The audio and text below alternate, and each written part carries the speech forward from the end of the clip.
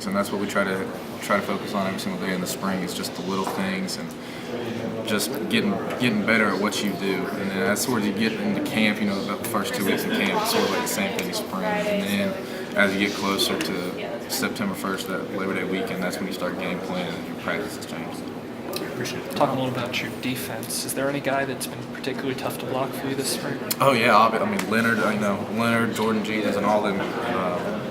Delocious started to come strong. He's had a couple of really good practices. But when you have guys like Jordan and Leonard out there, those guys are freaks, and they're some of the best in the SEC. So. Has Deloach been playing on the outside, or is he kind of bumped into 3 a little bit? Yeah, he's like a defensive tackle, defensive end, 3-4. He sort of plays like a little 5 technique, but yeah, he's pretty much lined up on the back. And you're mostly lined up against Leonard more often than not because he's playing the weak side, or are you going? They switch off, so it just really depends on where the strength is. But yeah, it's either Leonard or Jordan that can play. Thanks, Kolton. No problem. Hey, Kolton.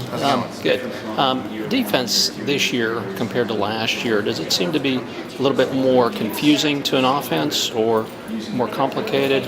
I think what they're doing this year is they sort of slowed it down. They're concentrating on playing defensive football. The point of contact. They're taking on blocks a lot better. They're coming after us, and so that's what they're tackling really, and they're playing really good defense right now. Mm-hmm. How is the offensive line gelling now with a couple guys have gone on after their senior years? Yeah, I think today was the 11th practice, and we definitely had a good practice, and we definitely had some mediocre-ish practices. But that takes time. Like you said, we're putting 2 guys in there that really haven't had any playing experience. Mm-hmm. So it's going to take time to be able to gel and figure out what guy needs to go at the right spot.